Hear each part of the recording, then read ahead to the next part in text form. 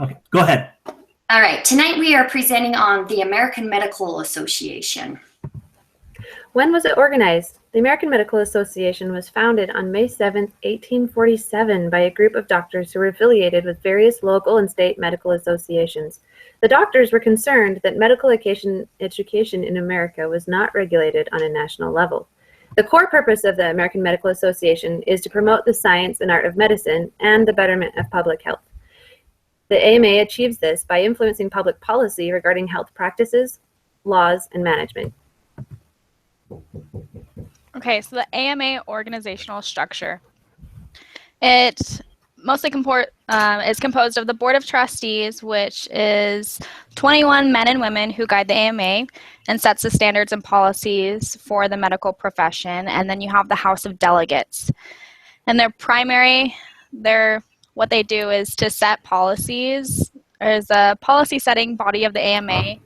They represent organizations from around the nation. And then you have the 7 AMA councils, which concentrates their efforts on developing an expert understanding of specific issues related to matters such as ethics, science, medical education, so that they can make recommendations on policies. Whom does the AMA represents?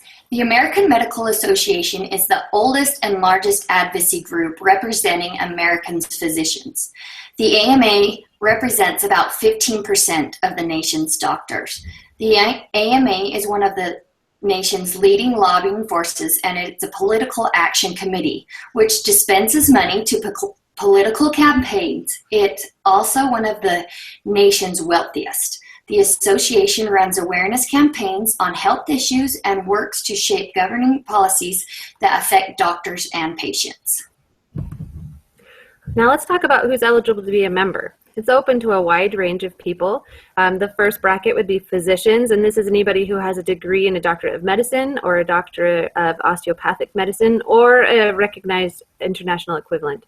The next bracket would be residents who possess a degree of an MD or DO or the international equivalent and are serving in a residency or fellowship.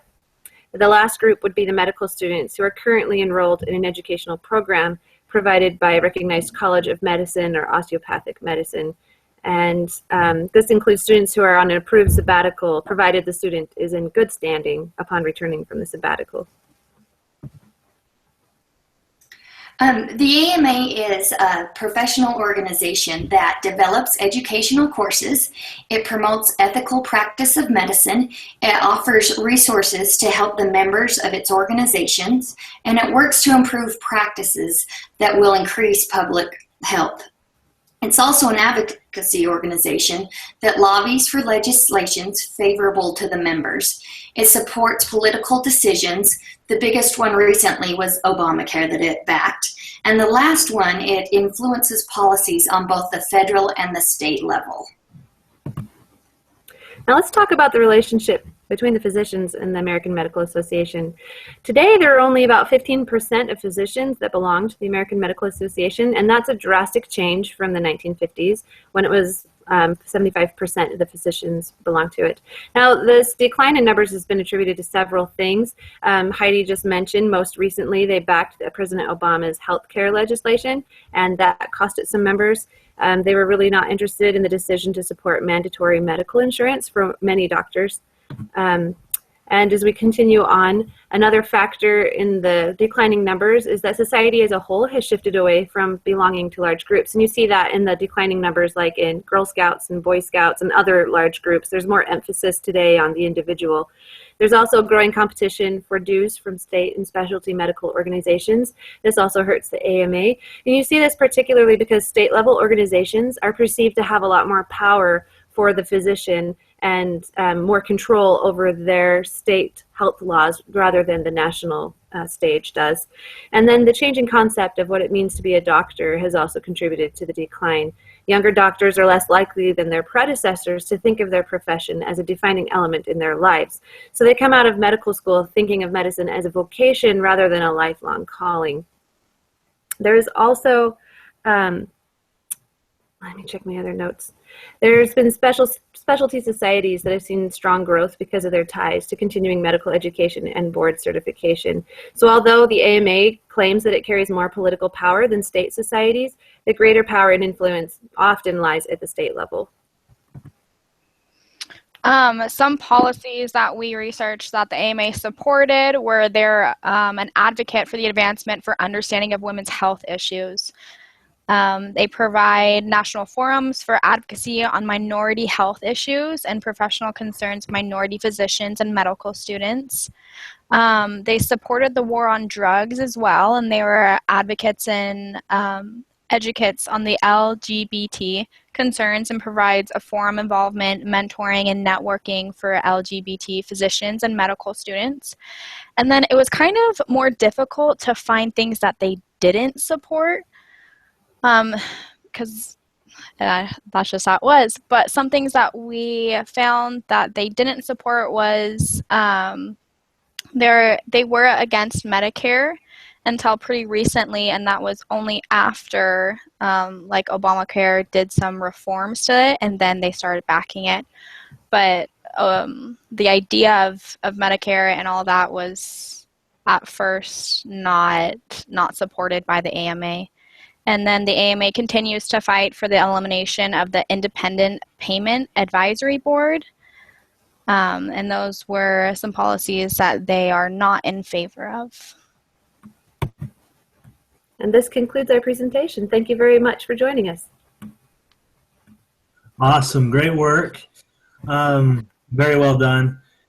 So I'll just ask you the quick questions really quick. We'll start with Alexa, and then we'll work across the screens there. But Alexa, what was the most interesting thing that you learned as you were studying the American Medical Association?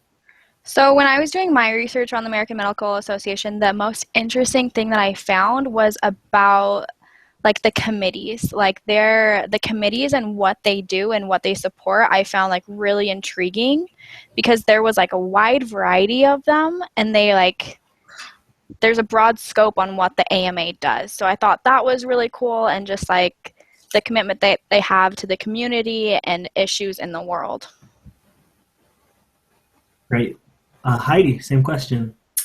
Well, I'm at a little bit of an advantage on this topic because my husband is a physician. He's a surgeon.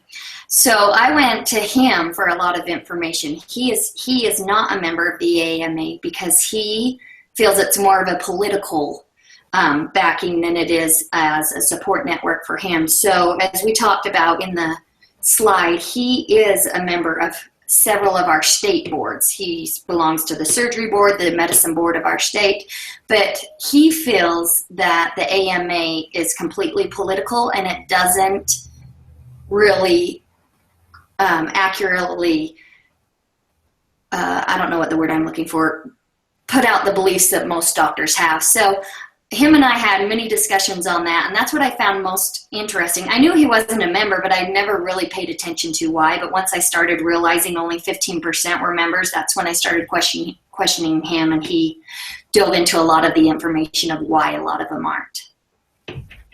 That's great. That's really cool that you're able to go to a physician source and ask him his opinions. That's really cool. All right, Renee, same question. I thought it was really fascinating how long the AMA has been around. I was quite surprised that it was founded in 1847. I also agree with Heidi that it was really interesting that such a low percentage of our doctors are members of it, and was interested in digging into why. And I found the same conclusion, that a lot of them feel like the policies they're lobbying for aren't necessarily helpful, or they're just a distraction from their profession. A lot of the doctors that I was able to speak with said they would prefer to just focus on treating their patients and not the nitty-gritty laws. They didn't feel like that was particularly helpful for them. Great. Yeah, I agree. That's really cool how long it's been around. I mean, we don't see things that really last that long anymore. So it's something that's been around for over 100 years. That's really impressive. So, all right. Well, I'm going to stop recording, but stay on for just a sec.